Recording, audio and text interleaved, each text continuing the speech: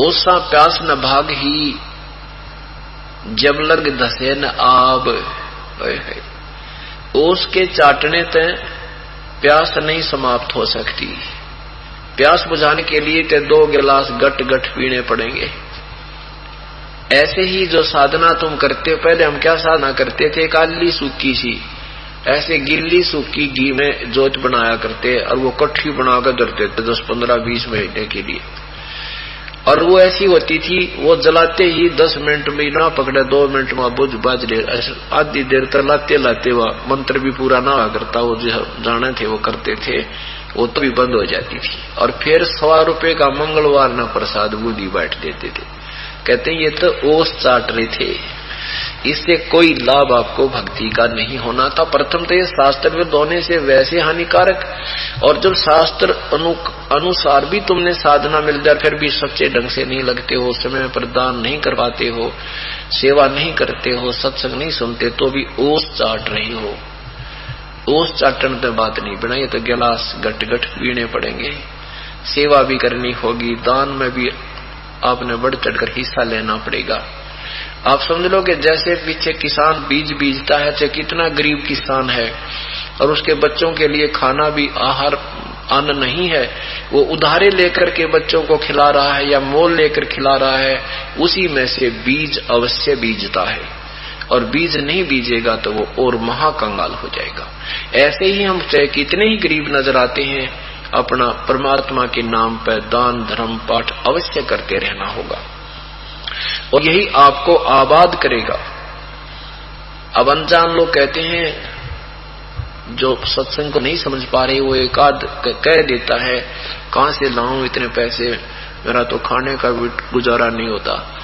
वो बातें भी आपकी ठीक है, क्योंकि हम कंगाल हो गए। साहूकार होने का तरीका तो यही है कि बीज तो बीजे पार पड़ेगी, और आप सच्चे हृदय से पुकार करोगे, परमात्मा आपकी व्यवस्था भी बनाएगा, आपके आने वाली आपत्तियों को टाल देगा। आप कति गरीब हो और आपका छोरा बीमार हो गया, लड़का बीमार हो गया, और आपको डॉक्टर ले जाना पड़ेगा। किसी भी रिश्तेदार से, अड़ोसी पड़ोसी से 2-4 हजार रुपये जेब में डालकर जाए, पार पड़ेगी। और मनमाने 2 दिन में वो 2000 रुपये आपके 4000 लग जाए 1 मिनट में, वो तो लगाने ही पड़ेंगे, क्योंकि अपना बेटा बेटी जो बीमार है उसके लिए तो खर्च करना ही पड़ता है। तो परमात्मा आप पर ऐसी आपदाओं को, ऐसी आपत्तियों को, आने वाली आपदाओं को टालेगा। ये सोचकर आप दान कीजिए कि अगर कोई बालक बीमार हो गया, आपका मन 50 रुपये में छूट गया, पीछा ठीक हो गया, और वो 2000 में भी ना पीछा छूटे, वो पैसा बर्बाद हो जाना था। इस दृष्टिकोण से दान धर्म पर पूरी रुचि कीजिए। तो क्या बताते हैं परमात्मा कि आपकी भक्ति, जैसे आप नाम भी ले रखा है, इस परमात्मा के चरणों में आती, आपको 1-2 काम तो ये मालिक आपकी सच्ची लगन देकर वैसे ही ठीक कर देगा, अपने कोटे में तो दे देगा आपको सुख। इसलिए कि ये बोरी आत्मा मुझे पहचान ले, मैं भगवान हूं, केवल इसलिए रहता है। फिर कहता है कि अब तू स्वयं अपने पैरों चल।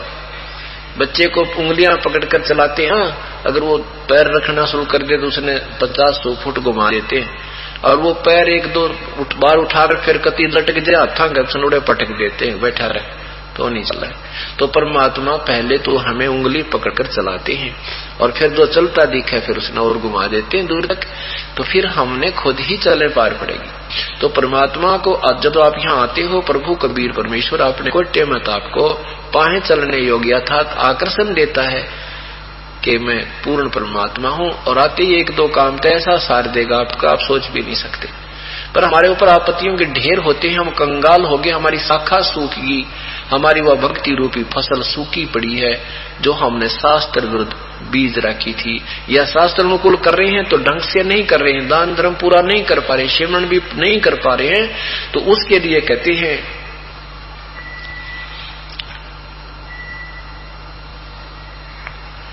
उसके लिए विवरण दे रहे हैं परमात्मा के गरीब दासियों साका सुख है बीज न बोया ढूंगे नु।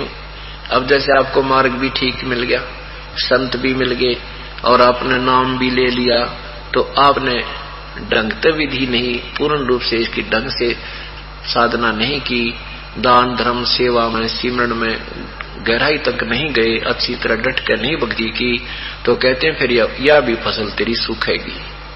गरीब दासियों शाखा सुख है, बीज न बोया डूंगे नु गहरे। कहते कई बार कहते थे किसान भाई मैंने इब कहना नो सोची थी सिंचाई अच्छी हो रही है और ऊपर गना गहरा बीज ना बोया, फसल उगी को ना सूख गया, तो गहरा बीज हमेशा गहरा ही बीजा जाता है।